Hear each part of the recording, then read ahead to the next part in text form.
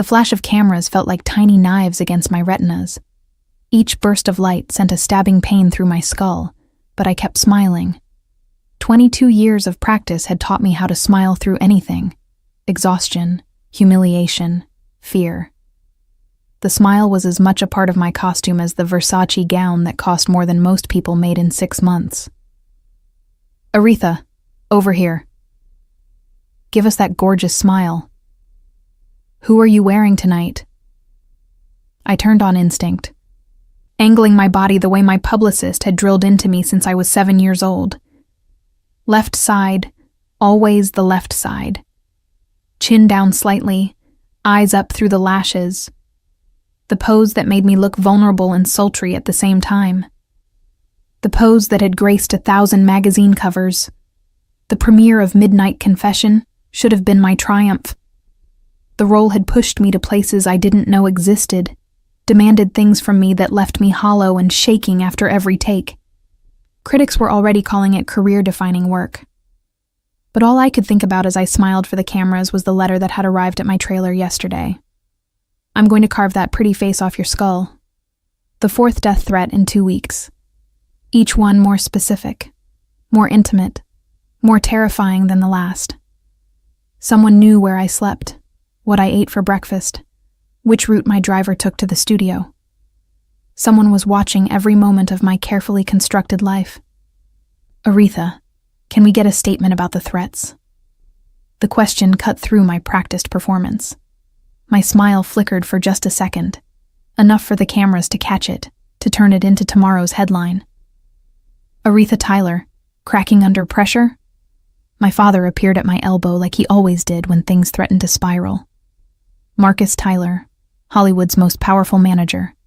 The man who'd turned his daughter into a commodity before she could walk. His hand settled on my lower back with just enough pressure to remind me of the rules. Keep smiling. Don't show weakness. The show must go on.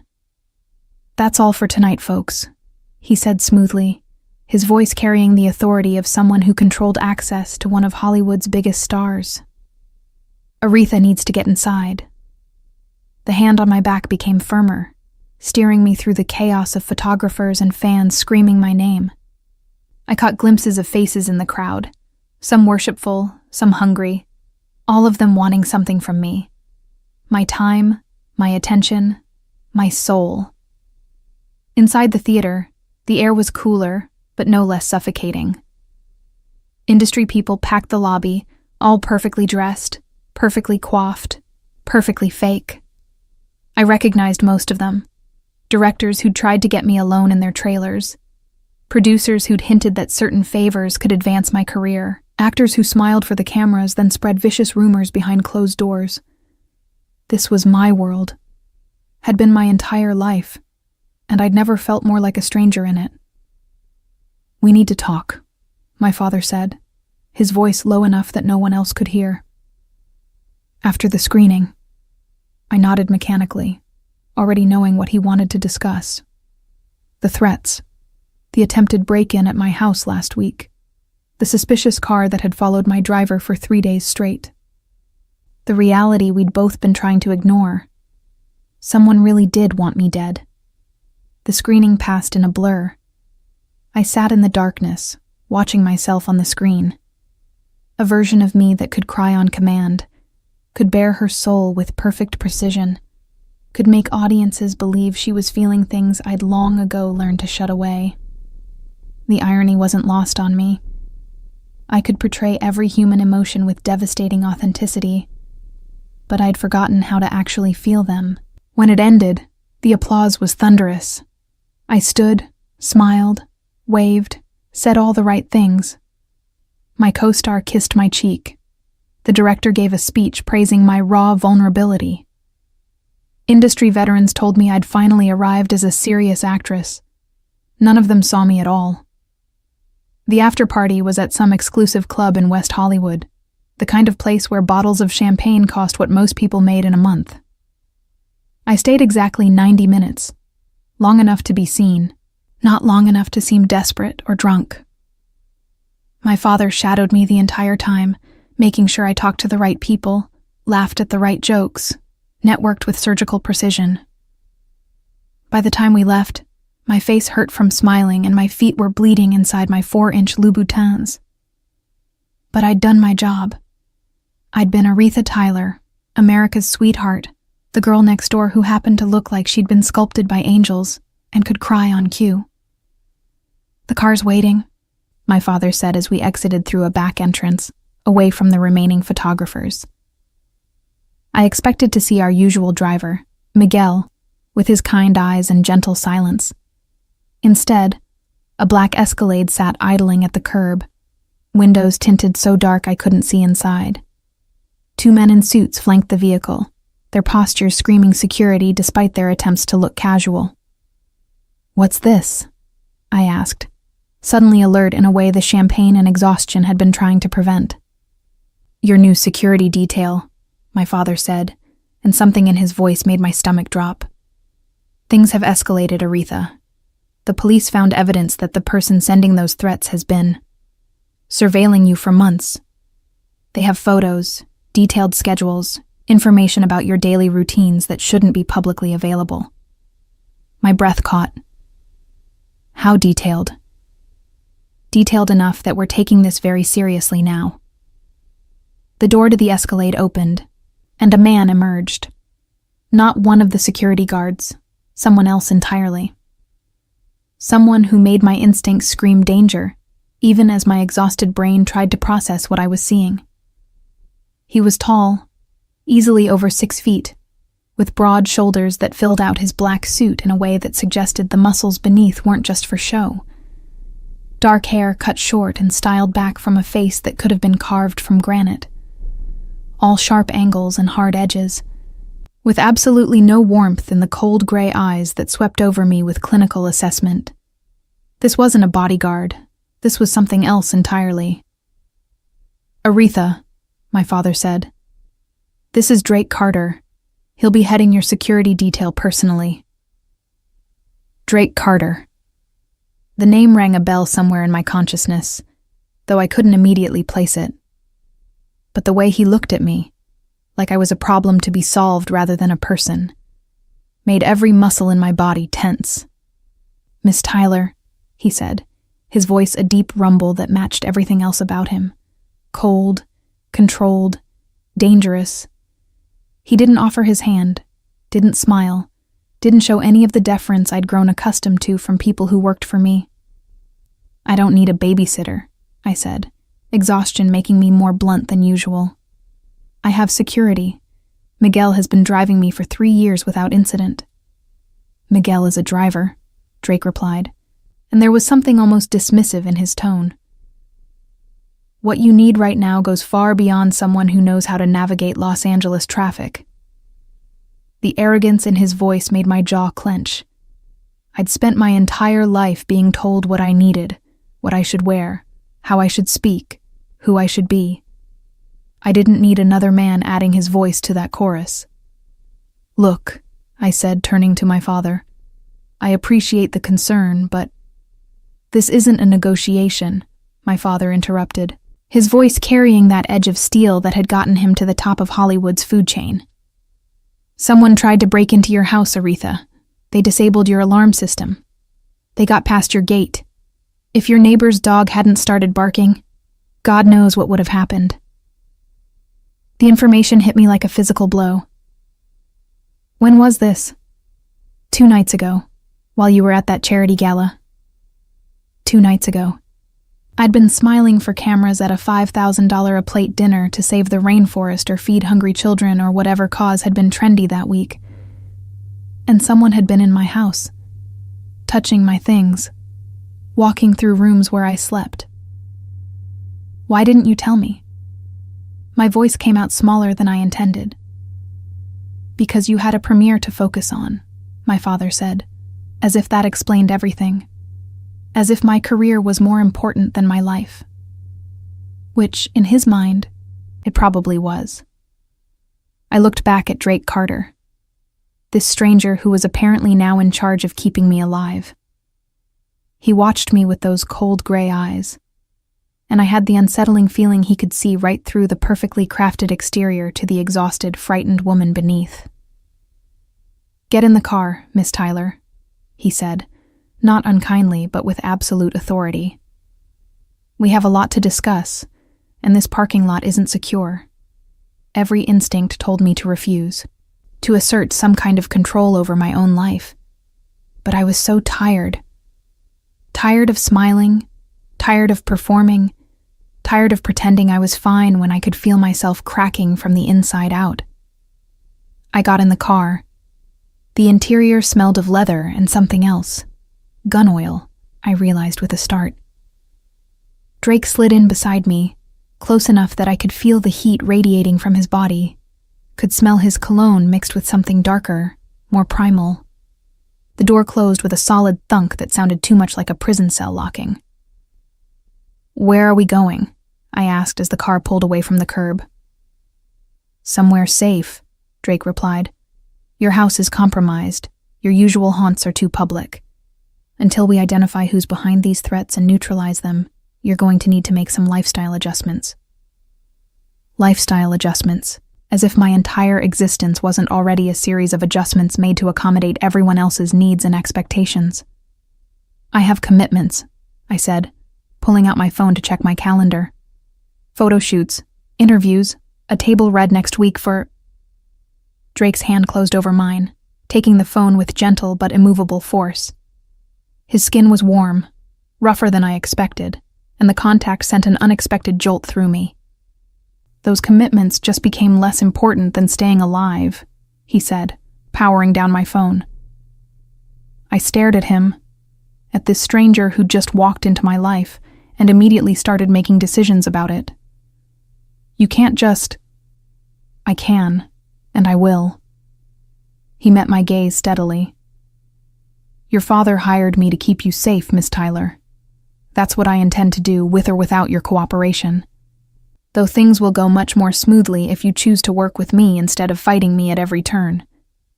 The presumption of it, the sheer arrogance, made anger flare hot in my chest.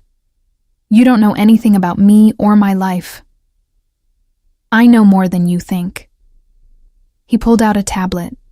Swiping through screens filled with information I recognized as my own life laid bare. Aretha Marie Tyler, 24 years old. Started acting at age 3 in a diaper commercial. First major role at 7 in Little Miss Sunshine. Transitioned from child star to serious actress with your performance in Breaking Point at 19. 3 Golden Globe nominations, 1 win. Currently, one of Hollywood's highest paid actresses under 30. He kept reading, and each detail felt like a violation. My failed engagement to my co-star 2 years ago. The eating disorder I'd battled at 16. The prescription medication I took for anxiety. My routine, my habits, my secrets. All reduced to bullet points on a screen. "Stop," I said, my voice tight. He looked up, and for a moment, something that might have been sympathy flickered in those cold eyes. But it was gone before I could be sure. "I don't need your life story to keep you safe," he said, setting the tablet aside. "But I do need you to understand that whoever is after you has done their homework. They know you, Miss Tyler. They've studied you. Which means I need to know you too. Every detail, every pattern, every weakness someone could exploit." The word weakness made me flinch. My whole life had been about hiding weakness, about projecting invulnerability even when I was falling apart inside. "So what happens now?" I asked, hating how lost I sounded. "Now you tell me everything," Drake said. "Every strange encounter, every person who made you uncomfortable, every gift from an overzealous fan. Everything." I looked out the window at Los Angeles streaming past. My city, my cage, the only world I'd ever really known. Somewhere out there, someone wanted me dead. And my only protection was this cold, dangerous man who looked at me like I was just another job. I didn't know it then, but Drake Carter was about to become the most dangerous thing in my life. Not because he wanted to hurt me, but because he was the first person in years who would refuse to let me hide. And that terrified me more than any death threat ever could. The safe house was in Malibu, perched on a cliff overlooking the Pacific Ocean with security that would make Fort Knox jealous. Cameras everywhere, armed guards patrolling the perimeter, and enough technology to track every living thing within a mile radius. My prison had an ocean view. Drake had installed me in the master bedroom. All whites and grays with floor-to-ceiling windows that should have made the space feel open, but somehow made me feel more trapped. Like I was on display in the world's most expensive fishbowl. "The windows are bulletproof," he'd said when he saw me staring at them that first night. "Triple-layered ballistic glass.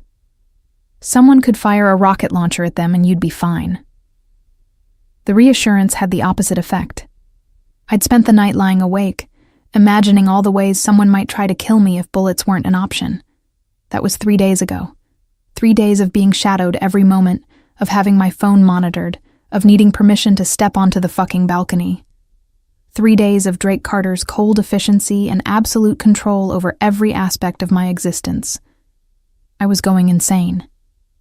"You need to eat," Drake said, appearing in the doorway of my bedroom without knocking. He never knocked. Privacy, apparently, was another thing I'd sacrificed for safety. "I'm not hungry," I replied, not looking up from the book I'd been pretending to read for the past hour. "You haven't eaten since yesterday morning.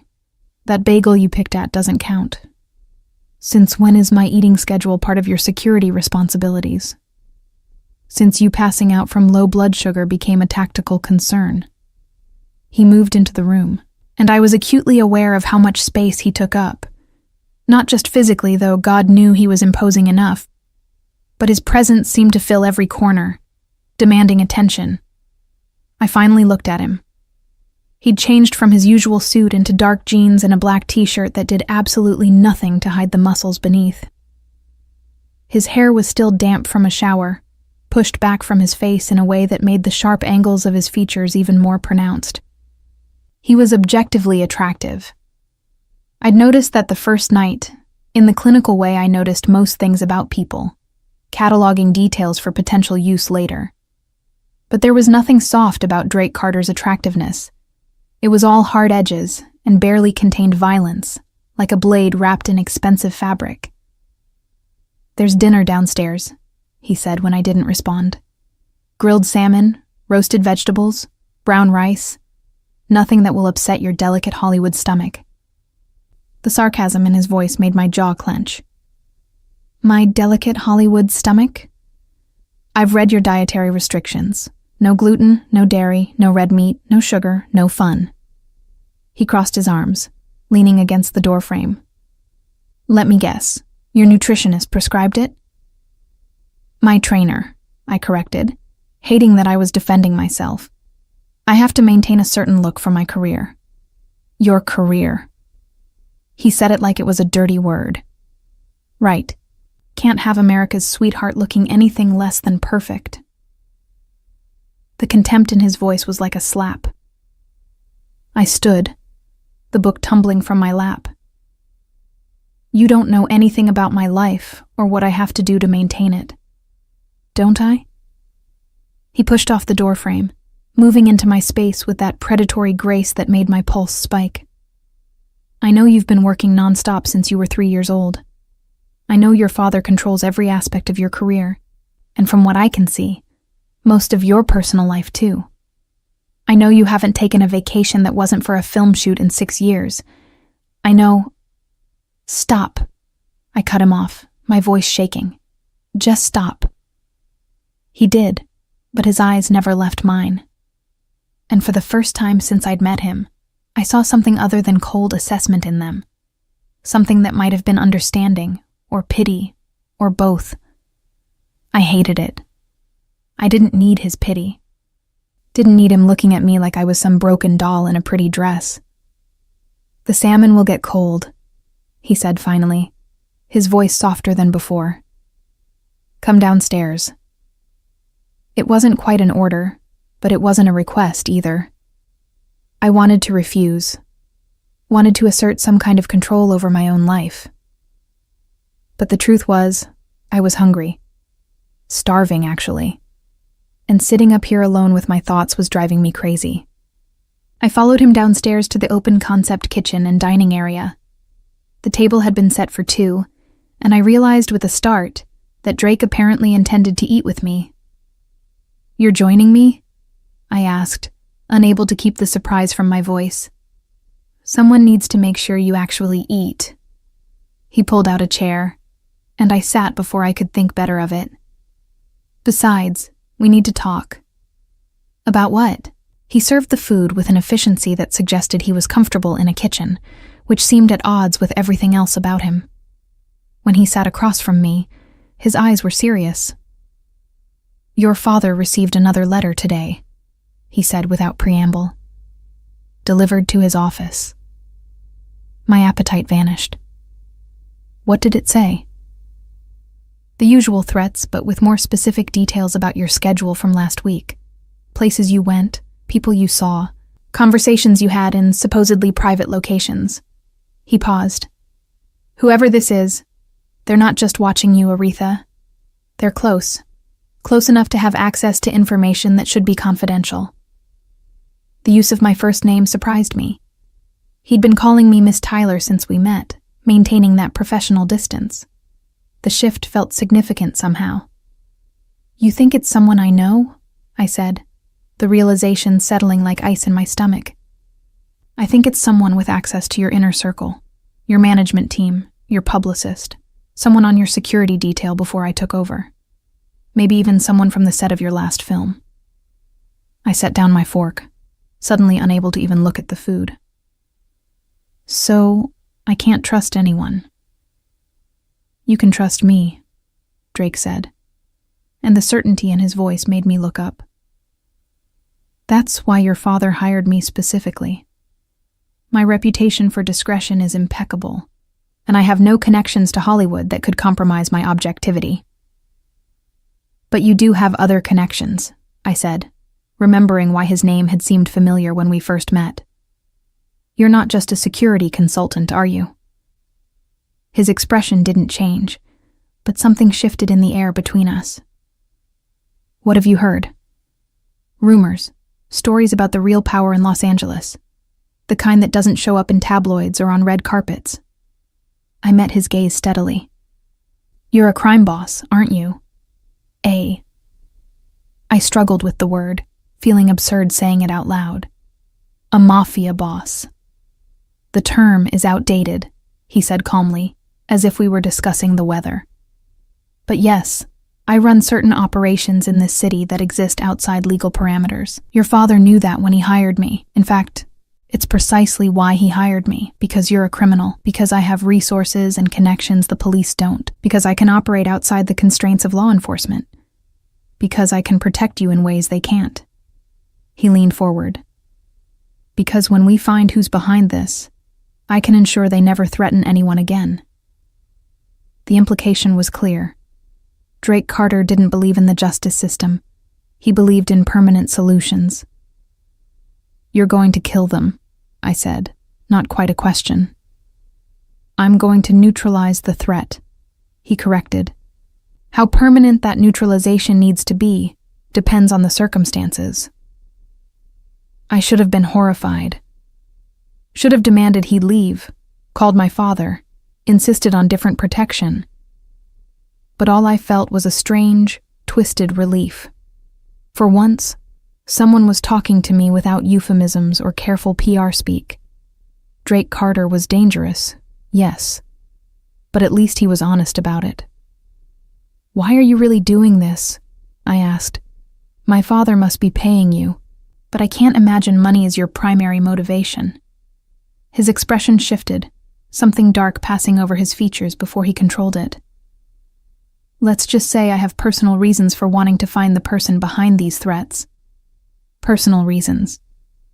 The letters match patterns I've seen before. In another case, someone I cared about. He stood abruptly, clearing the dishes even though neither of us had eaten much. "That's all you need to know." But I could see the grief beneath his control, could recognize the shape of loss because I'd seen it in my own mirror.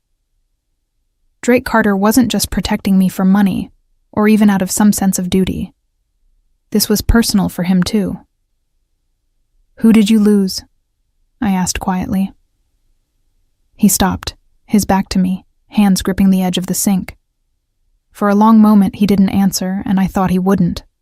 Then, "My sister," he said, his voice rough. 2 years ago. Similar threats, similar pattern. By the time we took it seriously, it was too late. The grief in his voice was raw, unguarded. It made him seem suddenly human in a way all his efficiency and control hadn't. "I'm sorry," I said, and meant it.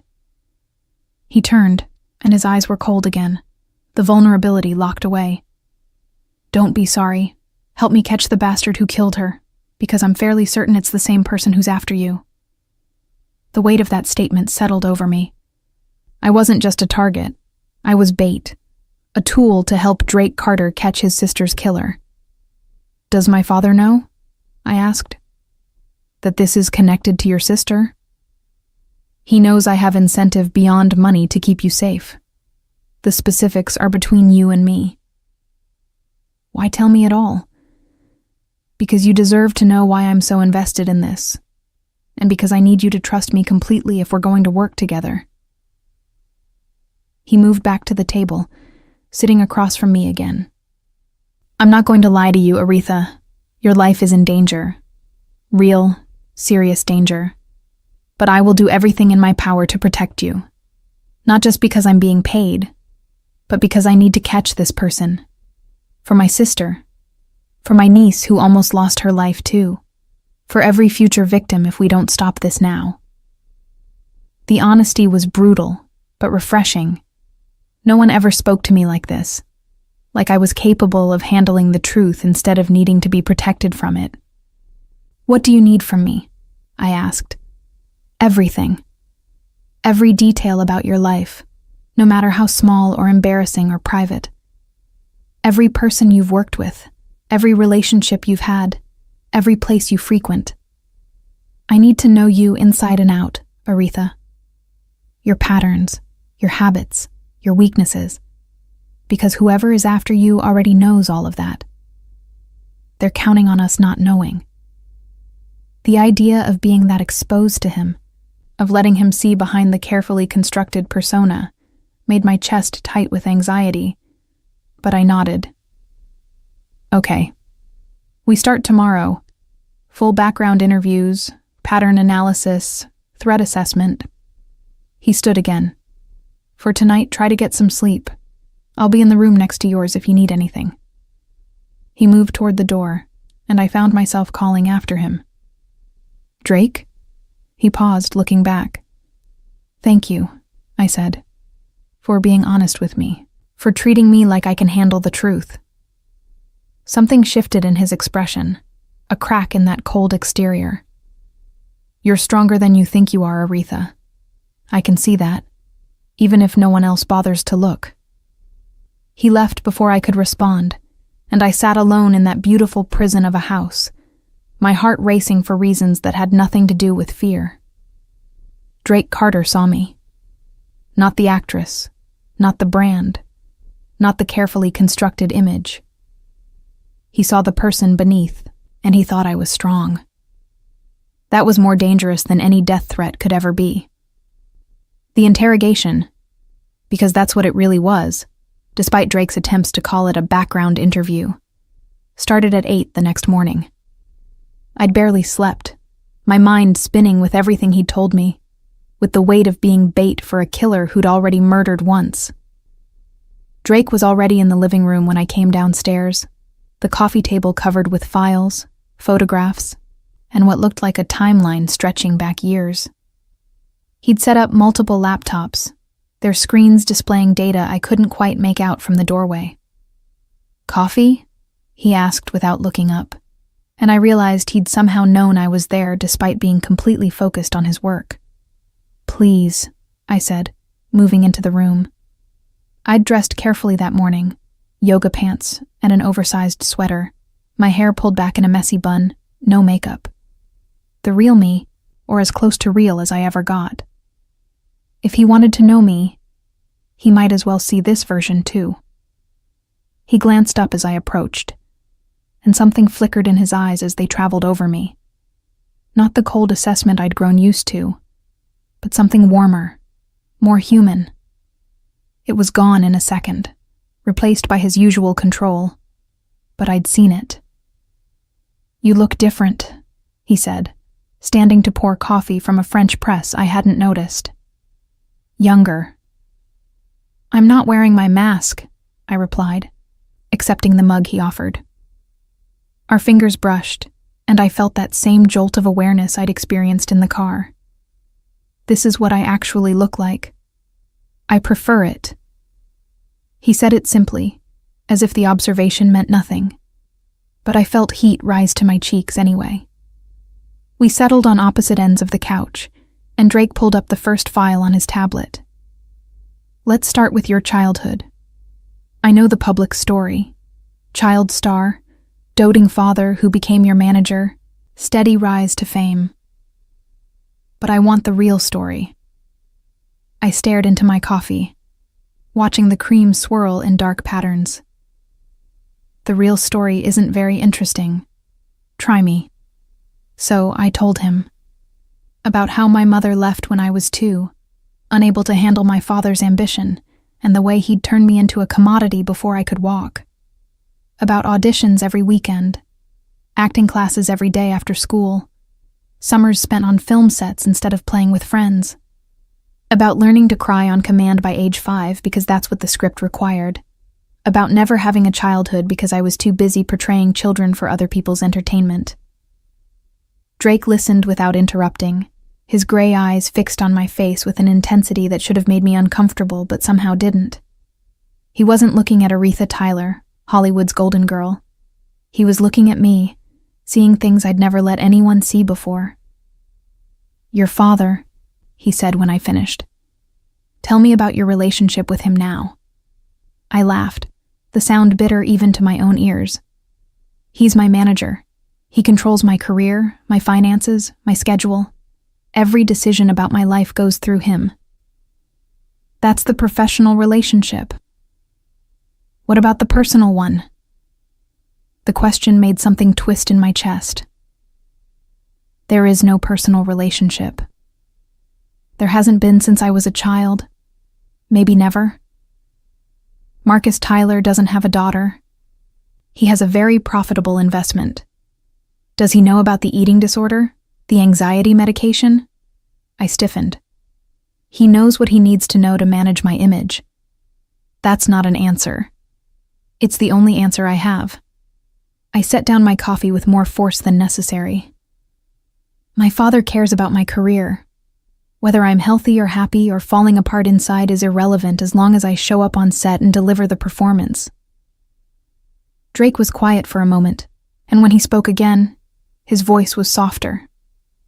My father was like that too. Not with me, but with my sister. Sophia was beautiful, talented, everything he wanted in a daughter. He controlled every aspect of her life, who she saw, who she dated, what she wore. He said it was for her protection, to keep her safe in our world. What happened to her? I asked, even though I already knew the broad strokes. She met someone, fell in love, wanted to leave that life behind. His jaw tightened. My father forbade it, said she belonged to the family, that her life wasn't hers to throw away. So she ran, and 3 months later, she was dead. I'm sorry, I said again, meaning it even more this time. Don't be sorry. Be careful. He leaned forward, his eyes intense. Your father's control, his obsession with your career. It's made you vulnerable, Aretha. You're so focused on pleasing him, on maintaining this image, that you've made yourself predictable. Predictable people are easy targets. The word stung because they were true. So what do? You start making your own choices. You start trusting your instincts instead of your father's directives. You start living for yourself instead of for the cameras. He paused. And you start by telling me everything you've been too afraid to tell anyone else. Over the next several hours, I did exactly that. I told him about the director who'd cornered me in his trailer when I was 16, about the producer who'd made his interest very clear and very unwelcome when I was 19. I told him about the co-star I'd been engaged to, how he'd been sleeping with multiple women throughout our relationship, how I'd found out from a tabloid like everyone else. I told him about the loneliness, the isolation, the feeling of being on display every moment of every day. Drake took notes, asked questions, never judged. And somewhere in that long morning of confession, something shifted between us. The cold, professional distance began to thaw, replaced by something warmer and infinitely more dangerous. "There's one more thing," I said, as afternoon sun slanted through the windows. "Something I've never told anyone." He looked up from his tablet, giving me his full attention. "About 6 months ago, I was at a party. Industry thing, very exclusive. I went outside for air, and this man was there. I didn't know him, but he seemed to know me." He said. I swallowed hard. He said I was even more beautiful in person than on screen, that he'd been watching me for years, waiting for the right moment to introduce himself. Drake's entire body went rigid. "Did he touch you?" "He tried to kiss me. I pushed him away, told him I wasn't interested. He laughed and said it didn't matter what I wanted, that I belonged to everyone who'd ever watched one of my films." My hands were shaking, and I clasped them together to still them. My driver found me before anything else happened, but the way he looked at me, Drake, like I was something he owned, something he could take whenever he wanted. "Did you see his face? Would you recognize him?" "Maybe. It was dark, and I'd had a few drinks. But I think so." Drake stood abruptly, pulling out his phone. He made a call, speaking in rapid-fire instructions to whoever was on the other end. When he hung up, he turned back to me with an expression I couldn't quite read. "I'm having my people pull security footage from every industry party in the last 6 months. Every guest list, every hired staff member. We're going to find this man." "You think he's the one sending the threats?" "I think anyone who looks at you like your property is on my list of suspects." He moved to the window, staring out at the ocean. "You should have told someone about this months ago." "Who would I have told?" "My father, who would have worried about how it affected my image. The police, who would have wanted to go public with an investigation. My publicist, who would have spun it into some publicity opportunity." I stood, moving to stand beside him. "I've learned to handle these things myself, because no one else cares about protecting me. They only care about protecting the brand." Drake turned to face me, and we were suddenly very close. Close enough that I could see the silver flecks in his gray eyes, could smell the cedar and something darker underneath his cologne. Close enough that I could feel the heat radiating from his body. "I care about protecting you," he said, his voice low and rough. "Not the brand, not the image. You, Aretha. The woman who can't sleep without the TV on because silence makes her anxious. The woman who picks at her food because she's been trained to count every calorie since she was a child. The woman who's forgotten how to exist off camera because she's been performing since before she could walk. No one had ever seen me so clearly. No one had ever cared to look beneath the surface to find the broken pieces I'd been hiding for so long." "Why do you care?" I whispered. "I'm just a job to you." "You stopped being just a job the moment you told me about that bagel," he said, and there was the hint of a smile in his voice. "You're a person, Aretha. A complicated, frustrating, surprisingly strong person who deserves better than what life has given you." "I'm weak," I said, the words escaping before I could stop them.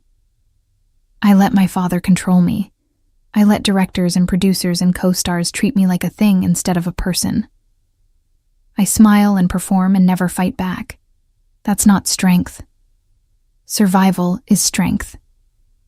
His hand came up, and for a moment I thought he might touch my face. But he stopped himself, lowering his hand.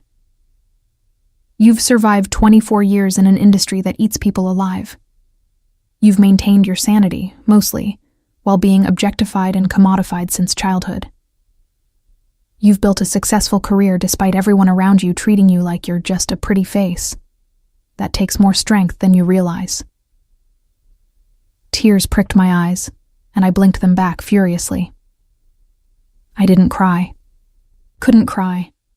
Crying was weakness, and weakness wasn't allowed. But a single tear escaped anyway, tracing down my cheek. Drake's control broke. His thumb caught the tear, wiping it away with a gentleness that seemed impossible from a man who looked like he could break someone in half without effort. "It's okay to cry," he said softly. "It's okay to break sometimes. I won't think less of you."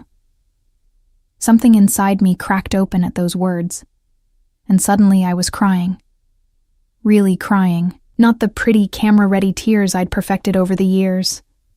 Ugly, gasping sobs that shook my whole body and made my nose run and probably made me look absolutely horrible. Drake pulled me against his chest, his arms coming around me with surprising tenderness.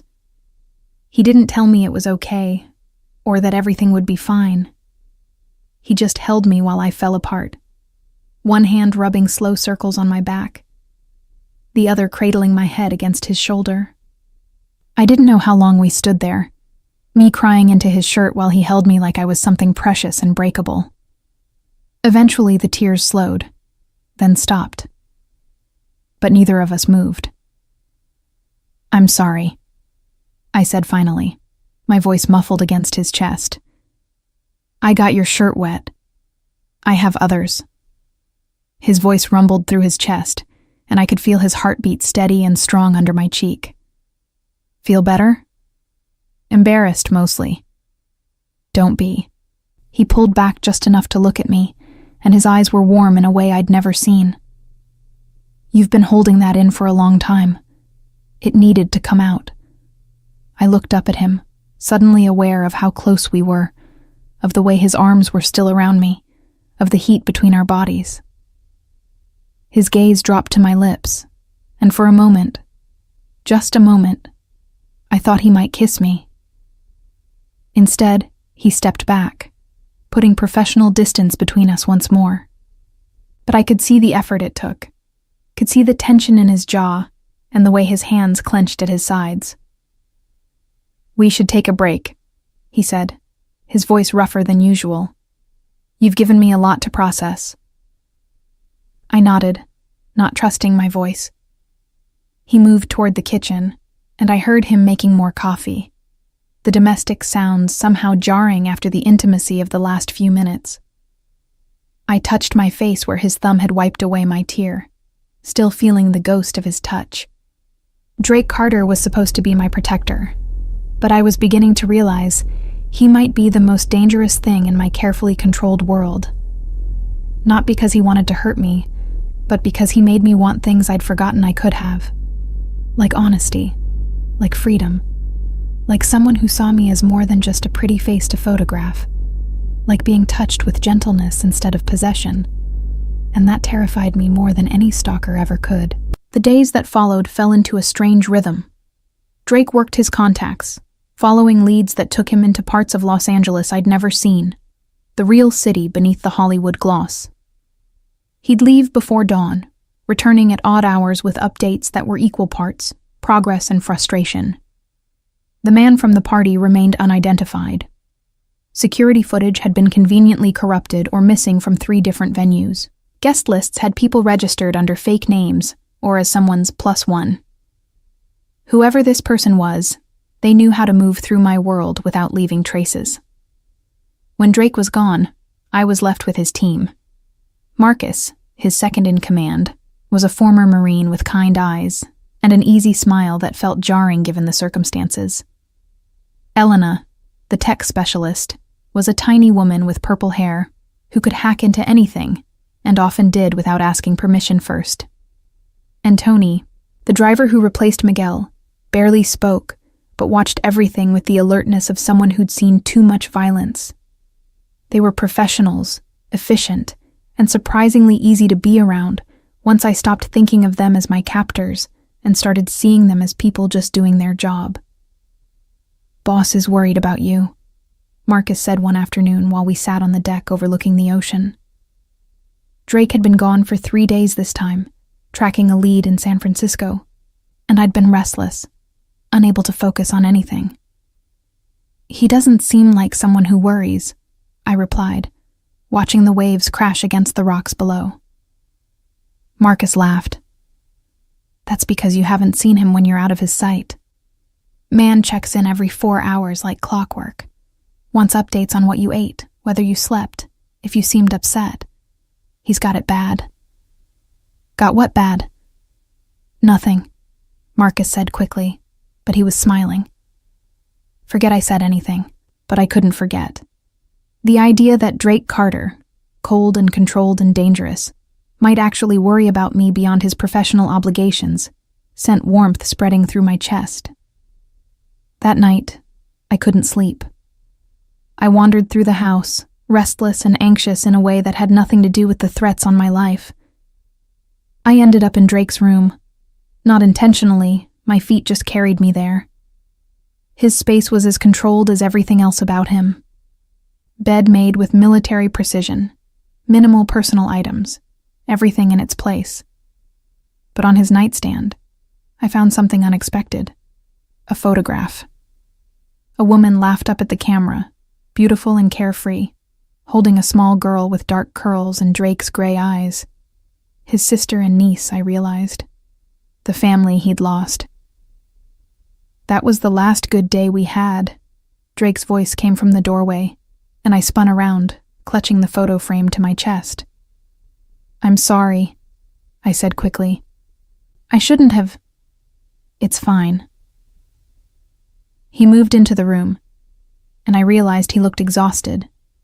His shirt was wrinkled, sleeves rolled up to his elbows, and there was a shadow of stubble on his jaw that made him look more human and somehow more dangerous. "I just got back. Marcus said you weren't sleeping." "How did the lead in San Francisco pan out?" "Dead end. Literally. The man we were tracking was found dead in his apartment 3 days ago. Overdose. Staged to look like an accident." He took the photo from me, staring at it with an expression that made my heart ache. "Whoever we're dealing with, they're cleaning up loose ends." "You think they knew you were getting close?" "I think they've been watching us just as carefully as we've been trying to find them." He set the photo down with careful precision. "Which means we need to change tactics." "What kind of tactics?" Drake's eyes met mine, and something in them made my pulse quicken. "We need to draw them out. Make them think they have an opportunity to get to you. You want to use me as bait." It wasn't a question. I want to give them a chance to make a mistake, under controlled circumstances, with my entire team in position. You'd never be in real danger. But they'd think I was vulnerable. Yes, I should have been angry, should have refused, but all I felt was a strange sense of relief. Finally, I could do something instead of just hiding and waiting. "What do you need me to do?" Drake studied me for a long moment. "You'd agree? Just like that?" "You said your sister died because no one took the threat seriously enough. Because by the time your family acted, it was too late." I met his gaze steadily. "I won't let that happen to someone else. If I can help catch this person, help prevent them from hurting anyone else, then I'll do it." Something shifted in Drake's expression, that cold control cracking to reveal something warmer underneath. "You continue to surprise me, Aretha Tyler." "Is that a good thing?" "It's a dangerous thing."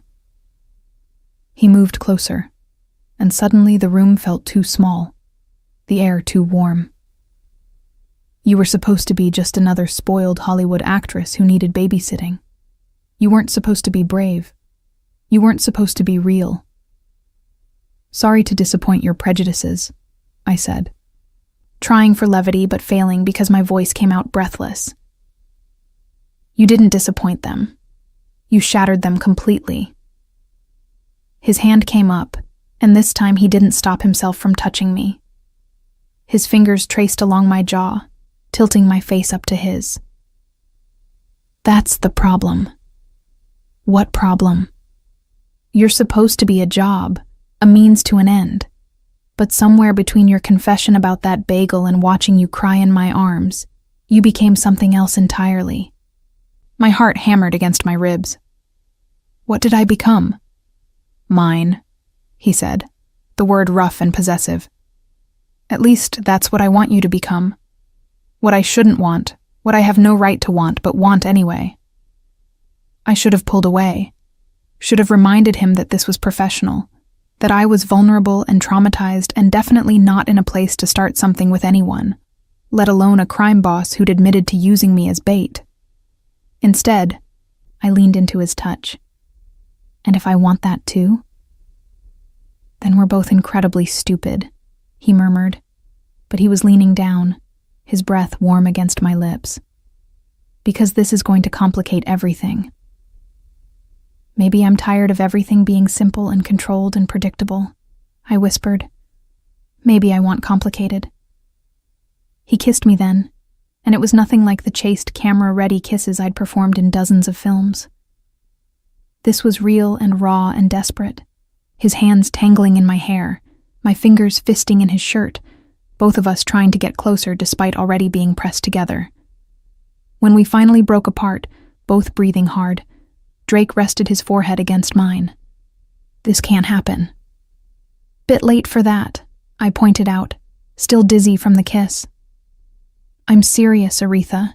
You're under my protection.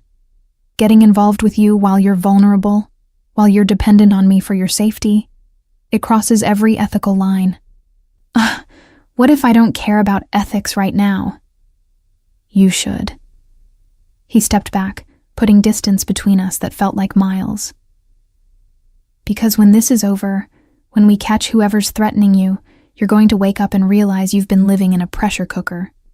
Stockholm Syndrome is real, and mixing that with... Don't, I interrupted, anger flaring hot in my chest. Don't you dare suggest this is Stockholm Syndrome. Don't diminish what I feel by making it about trauma or dependence or whatever psychological explanation makes you feel better about backing away. Then what is it? He challenged. You've known me less than 2 weeks, Aretha. I've known you longer than I've known most people in my life, I shot back. You've seen parts of me I've never shown anyone. You've been more honest with me in 10 days than some people have been in 10 years. So don't tell me this isn't real, just because it doesn't fit your timeline. We stared at each other, the tension thick enough to cut. Finally, Drake ran a hand through his hair, making it stand up in a way that would have been endearing if I wasn't so angry. You're right, he said quietly. I'm sorry. That was condescending. Yes, it was. But my point stands. This situation, me being responsible for your safety, it creates a power dynamic that isn't healthy for starting a relationship.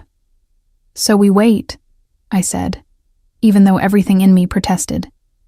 We wait until this is over, until I'm safe, until there's no question about power dynamics or vulnerability or ethics. And then we see if what we feel right now survives contact with reality, he finished. If you still want this when you're not living in a safe house, depending on me for everything. It was reasonable, rational, everything I should have suggested myself. I hated it, but I nodded. Okay, we wait. Drake's expression softened. For what it's worth, I hope like hell you still want this when we're on the other side, because that kiss just ruined me for anyone else. Despite everything, I smiled. Good. That was the plan. He laughed, the sound surprising from someone normally so controlled. Get some sleep, Aretha. Tomorrow we start planning how to draw out a killer. Just another normal day in my life now, I said, trying for humor. He paused at the door, looking back. One more thing. Yeah? That man at the party, the one who said you belong to everyone, he was wrong. Drake's eyes were fierce. You don't belong to anyone except yourself. And anyone who tries to claim otherwise will have to go through me first. The promise in his voice sent shivers down my spine. Not fear, but something else entirely. Something that felt dangerously close to hope. After he left, I lay in his bed, because I was definitely sleeping there now, surrounded by his scent and the lingering warmth of his presence. My fingers touched my lips, still feeling the pressure of his kiss. Drake Carter was right. We were both incredibly stupid. But for the first time in years, I felt alive. Really, truly alive. Not performing, not pretending, just existing as myself with someone who saw me completely and still wanted me anyway. And if that meant facing down a killer to earn the right to explore whatever this was between us, then that's what I'd do. I'd spent my whole life being brave on camera. It was time to be brave in real life too. The plan was simple, which made me inherently suspicious. Nothing in my life had ever been simple. I was to attend a charity gala, my first public appearance since going into hiding. The event would be heavily publicized, my attendance confirmed through leaked information to key media outlets. Every detail of my schedule would be made available through channels Drake's team knew were compromised. My security detail would appear reduced, with only Marcus visible while the rest of Drake's team operated in shadows. The killer would think they had their opportunity, and we'd be waiting. You don't have to do this, Drake said for the third time that morning as I stood in front of the mirror, trying on the dress his team had selected. It was stunning, a deep emerald silk that clung to my curves before flowing into a dramatic train. The kind of dress that would photograph beautifully and make me look like a target. We've been over this, I replied, watching him in the reflection. He was behind me, close enough that I could feel his presence like a physical weight. This is the best option we have. The best option is keeping you hidden until we identify the threat through other means, which could take months, years. I turned to face him. How many more people might die while we wait? How many other women might this person target? His jaw clenched, that muscle ticking in a way I'd learned meant he was controlling his temper. You're not responsible for hypothetical future victims. Neither are you responsible for your sister's death, I said quietly. But we both know you blame yourself anyway. Let me help you fix this, Drake. Let me help you save someone the way you couldn't save her. The words were harsh, but they needed to be said. We'd been dancing around his guilt for days, both of us pretending his motivation was purely professional, when we both knew it went far deeper than that. Drake moved closer, his hand settling on my waist with a possessiveness that made my breath catch. You're using my dead sister to manipulate me into agreeing with you. Is it working? Unfortunately, yes. His forehead dropped to rest against mine, and I could feel the tension vibrating through his body. You terrify me, Aretha Tyler. You make me want things I can't afford to want. You make me question decisions I know are right. You make me human, I suggested, my hands coming up to rest on his chest. I could feel his heart racing under my palms, matching the frantic pace of my own. Weak, he corrected. In my world, caring about someone makes you vulnerable. It gives your enemies a target. And I have a lot of enemies, Aretha. A lot of people who would love nothing more than to hurt me through someone I care about. Then we'll be careful. Careful isn't enough. He pulled back, putting distance between us again. It was becoming a pattern, these moments of connection followed by retreat, like he couldn't decide whether to pull me closer or push me away. After tonight, after we catch this person, you need to walk away from me. Go back to your life, your career, your world. Forget you ever met me. The words hit like a physical blow. Is that what you want?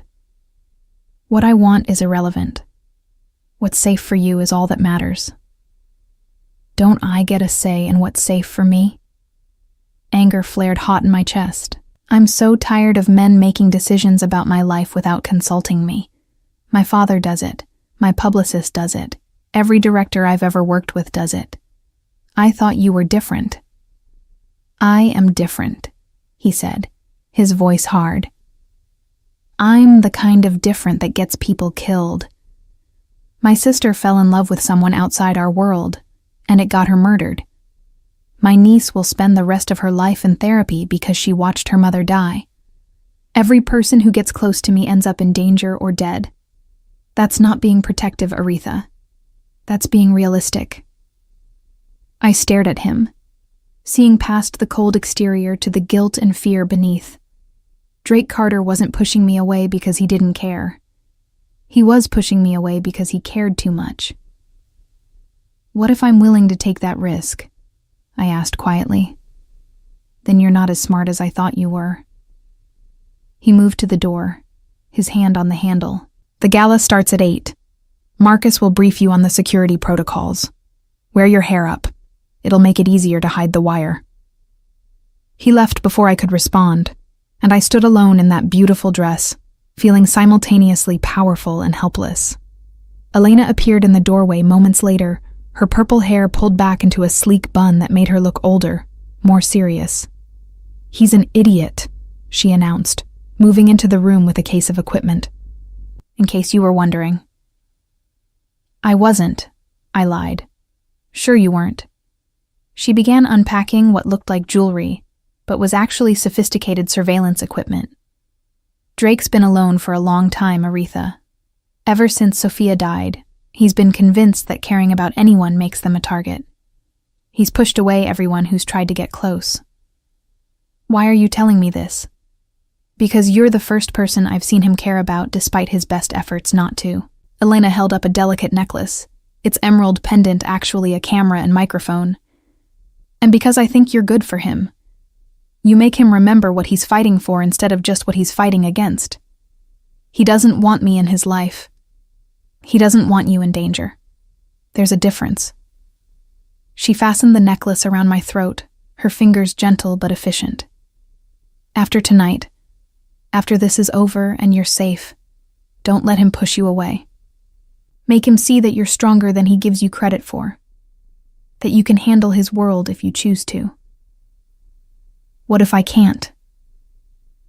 The question escaped before I could stop it, revealing the fear I'd been trying to hide. What if he's right, and I'm just playing at being strong because the situation demands it?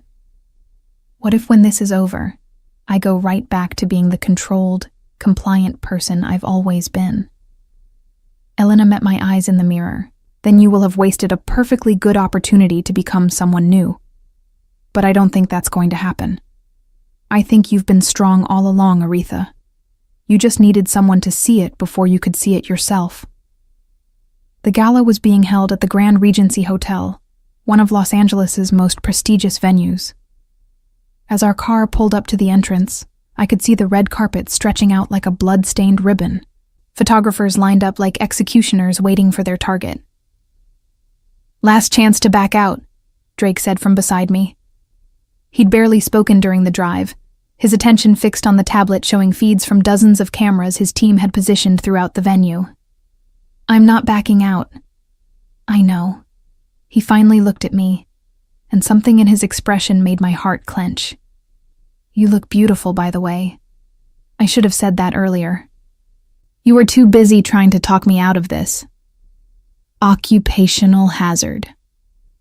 His hand found mine, squeezing briefly before letting go. "Remember the protocols. Marcus will be with you the entire time. Don't go anywhere alone, don't accept drinks from anyone, don't leave the main ballroom. And if anything feels wrong, signal Marcus, who will signal you, and you'll extract me immediately. I know, Drake. We've been over this 100 times. Once more won't hurt." The door opened, and the world exploded into noise and light. I stepped out onto the red carpet, and immediately the cameras started flashing, voices calling my name, questions being shouted over each other. "Aretha, Over here. You look stunning. Where have you been? Is it true you've been receiving death threats? That last question made me stumble, but Marcus was there instantly, his hand steady on my elbow, guiding me forward. I smiled, waved, posed for the cameras with practiced ease. The performance came naturally after so many years, my body moving through the motions while my mind stayed alert, scanning faces in the crowd for anyone who seemed too interested, too focused.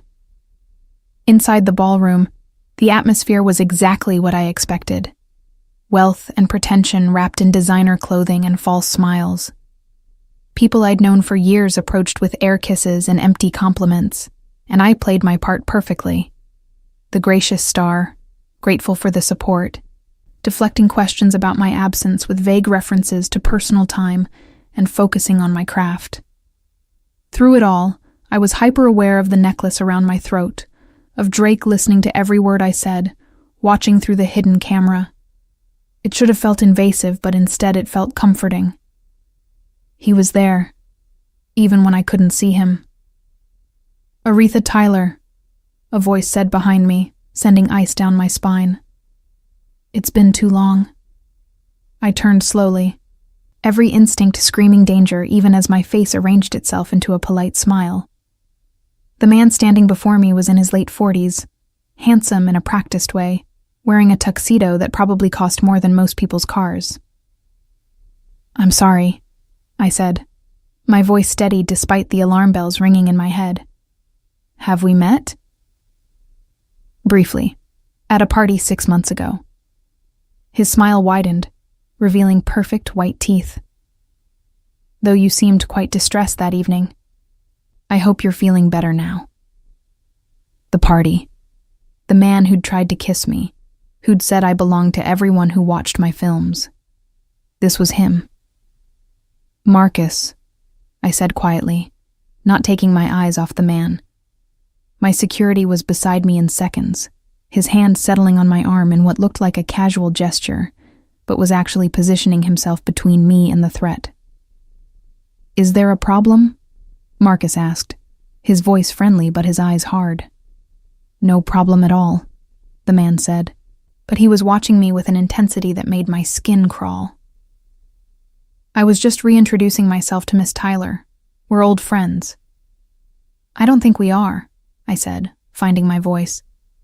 "I don't even know your name."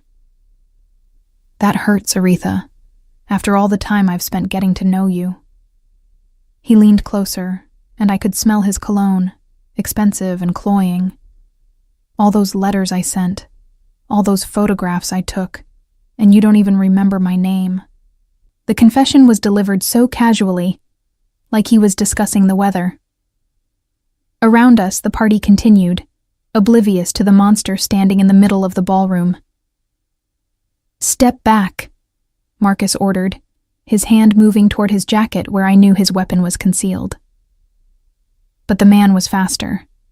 His hand shot out, grabbing my wrist with bruising force, and I felt something sharp press against my side. A knife, I realized with crystal clarity. He had a knife hidden in his sleeve. "We're going to walk out of here together," he said, his voice still friendly, his smile still in place. To anyone watching, we might have been having a pleasant conversation. "You're going to smile and wave to your adoring fans, and if you do anything to alert security, I will gut you right here on this ballroom floor. Do you understand?" I nodded, my throat too tight to speak. "Good girl." He started moving toward the exit, pulling me with him, and Marcus moved to follow. But the man shook his head. "Tell your bodyguard to stay back, Aretha, or I start cutting." "Don't follow," I managed to say to Marcus, my voice barely audible. But I knew Drake was listening, knew he could see everything through my necklace camera, knew he was already moving. The man led me through the crowd, and I smiled like he'd instructed, my face hurting from the effort. People called out to me, and I waved with my free hand, playing the part one more time. The perfect actress, giving the performance of her life while a killer held a knife to her ribs. We were almost to the exit when everything happened at once. The lights went out, plunging the ballroom into darkness.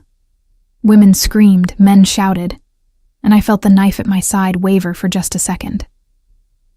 It was all the opening I needed.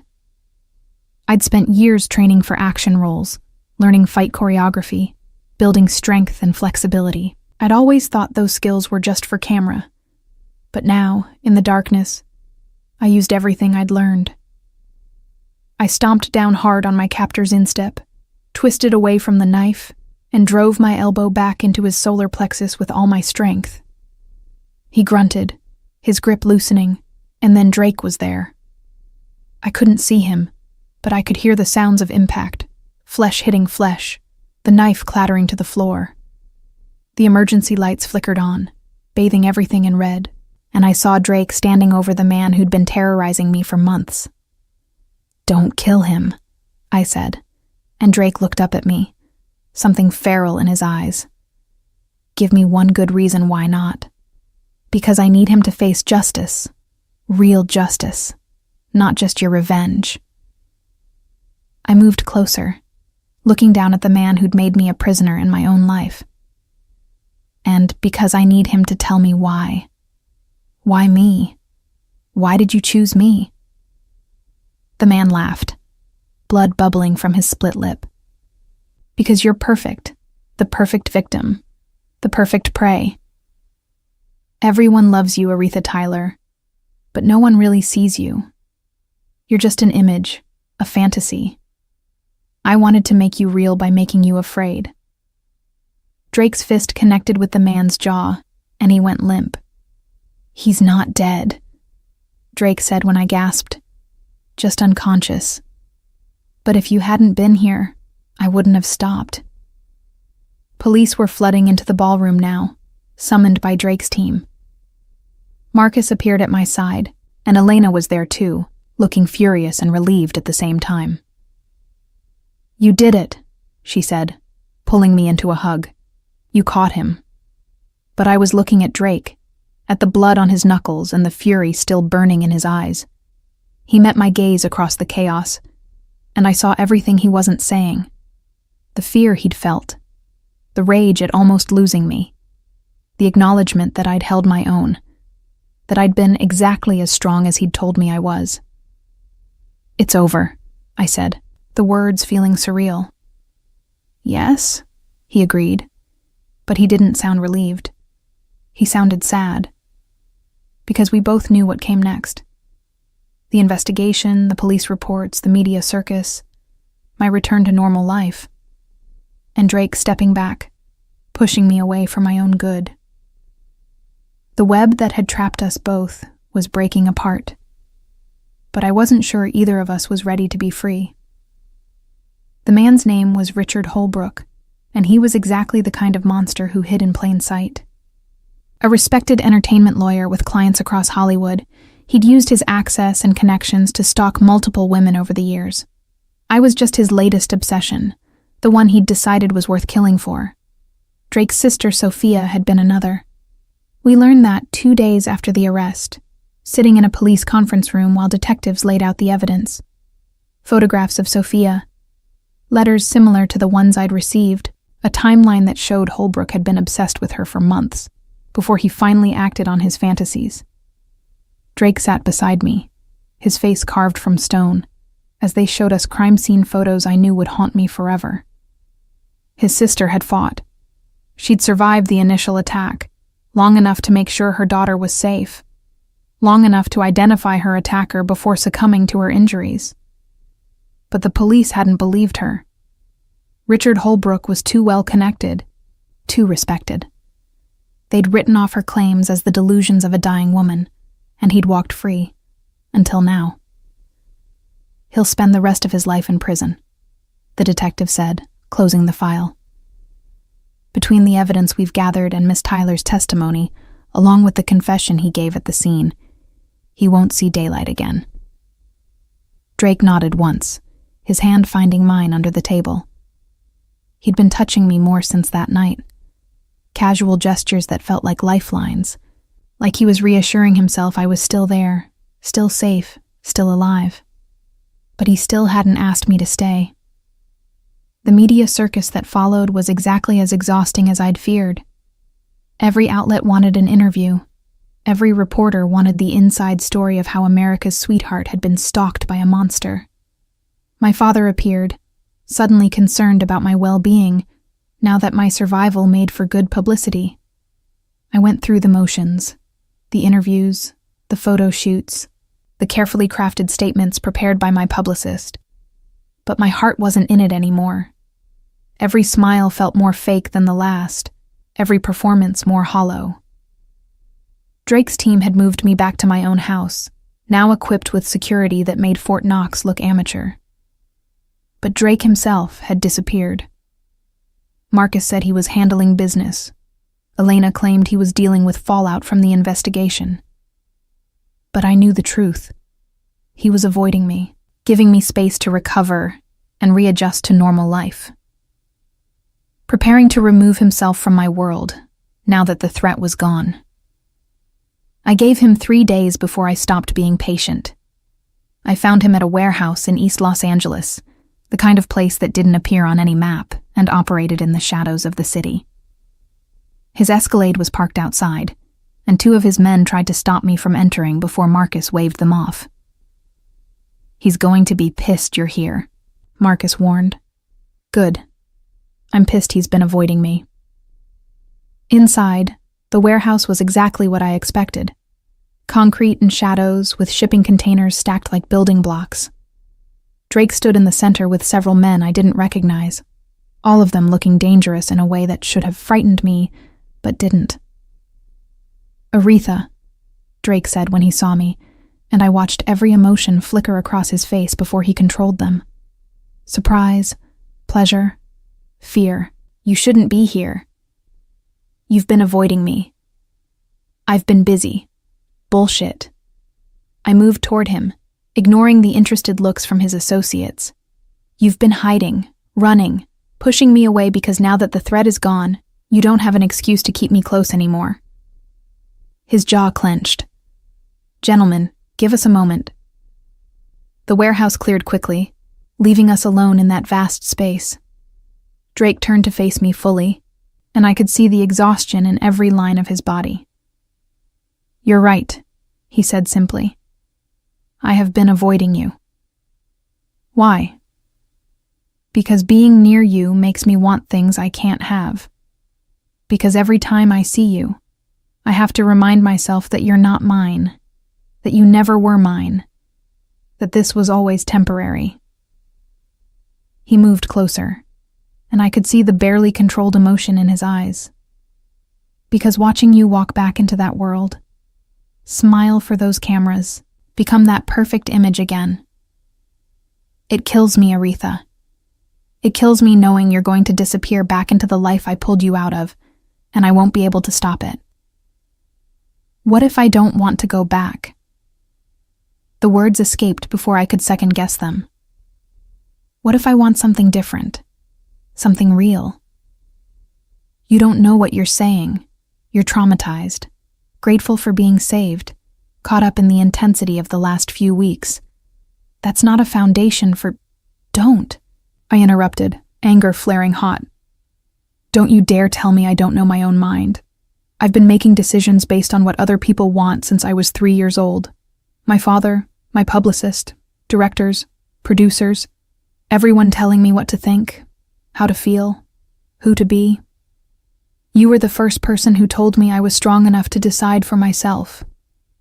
So don't take that away now by suggesting I don't actually know what I want. And what do you want?" "You," I said simply. "This. A life that's mine instead of one performed for cameras. The freedom to choose who I give myself to instead of having my body and time controlled by contracts and commitments. I want to wake up without makeup and drink coffee without counting calories. I want to cry when I'm sad and laugh when I'm happy without worrying about how it photographs. I want to be with someone who sees me, really sees me, not just the image I've been forced to project." Drake stared at me, and I watched the internal battle play across his face. "You think you want that now, but—" "I quit," I interrupted. "What?" I quit acting. I called my father this morning and told him I was done. Finished my current contracts, fulfilled my obligations, but after that, I'm out. The words felt both terrifying and liberating. He threatened to sue me, cut me off financially, destroy my reputation. I told him to do his worst. Drake's expression was unreadable. Aretha, you can't throw away your entire career because... I'm not throwing it away. I'm choosing something else. Or rather, I'm choosing the possibility of something else. I moved closer, close enough to feel his heat, to smell cedar and danger. You said you needed to know if what we feel survives contact with reality. Well, this is me, stripped of the costumes and the roles and the image. This is reality. A woman who's terrified and uncertain, and has no idea what she's going to do with her life, but who knows she doesn't want to do it without you. I'm a criminal, Aretha, a mob boss. I hurt people. I operate outside the law. That's not going to change. I know, and I'm not asking you to change. I'm asking you to let me choose you anyway, knowing exactly who and what you are. I reached up, my hand cupping his face. You saw me when no one else did. You gave me the strength to break free from a cage I didn't even realize I was in. Don't I get to return the favor? Don't I get to see you beyond the cold, dangerous exterior you show the world? His control finally broke. His hands came up to frame my face, his touch desperate and gentle at once. You're going to regret this.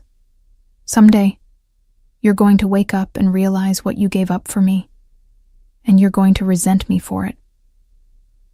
Maybe, I admitted.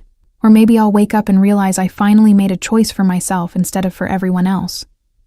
Maybe I'll be grateful for the rest of my life that I was brave enough to choose what I actually wanted instead of what I was supposed to want. And you want me? Even knowing my world is violent and dangerous and nothing like what you're used to? Especially knowing that, because your world is honest in a way mine never was. The violence is real. The danger is real. The emotions are real. I'll take real and terrifying over fake and safe any day. Drake kissed me then, and it was nothing like the first kiss we'd shared. That one had been hesitant, questioning. This was absolute. A claiming and a surrender rolled into one desperate collision. When we finally broke apart, both breathing hard, he rested his forehead against mine. My family is going to hate this. They'll think you're a liability, that you're too much of a target because of who you were. Were you in love with your sister? I asked suddenly. The question seemed to catch him off guard. Of course, she was family. And loving her got her killed. But you'd do it again, wouldn't you? You'd choose to love her even knowing the cost because she was worth it. Yes. Then extend me the same courtesy. Let me choose this. Knowing the risks, knowing the costs, let me decide I'm willing to pay them, because you're worth it. Something shifted in his expression, the last of his resistance crumbling. Okay. I'll stop trying to protect you from your own choices. I'll stop pushing you away for your own good. I'll let you into my world, my life, my everything. His thumb traced my lower lip. But understand this, Aretha Tyler. If you're mine completely. I don't do halfway, and I don't share. My world doesn't have room for the kind of public life you're used to. You won't be able to walk red carpets or give interviews or live in the spotlight. Good. I'm done with the spotlight. Your father will never forgive you for this. Your industry friends will probably abandon you once you're no longer useful to their careers. You'll be giving up fame, money, status, everything you've built. I'll be trading hollow success for genuine connection. Seems like a good deal to me. Drake studied me for a long moment, and I could see him trying to find the catch, trying to convince himself this was real. Finally, he smiled. Not his controlled, professional smile, but something genuine and warm and absolutely devastating. Then welcome to my world, Aretha. It's dangerous and complicated, and nothing like what you're used to. But it's real, and it's yours if you want it. I want it, I said. I want all of it. The danger, the complications, the reality. And I want you. You have me, he promised, for better or worse, for as long as you'll have me. I kissed him again, and this time it was a promise. Not the temporary connection of protector and protected, but something deeper, something that would last. Outside the warehouse, Los Angeles continued its relentless pace. The cameras kept flashing, the tabloids kept printing lies. The industry kept churning through fresh faces to replace the ones who dared to break free. But I was done performing for them. Done being their fantasy, their image, their carefully controlled product. I was Aretha Tyler, and for the first time in my life, that meant exactly what I decided it meant. Nothing more, nothing less. And what I decided was that I belonged here, in Drake Carter's arms, in his dangerous world, in his real, messy, complicated life. I'd spent 24 years as America's sweetheart. It was time to find out who I actually was, beneath all that carefully constructed perfection. Something told me Drake was going to enjoy watching me figure it out,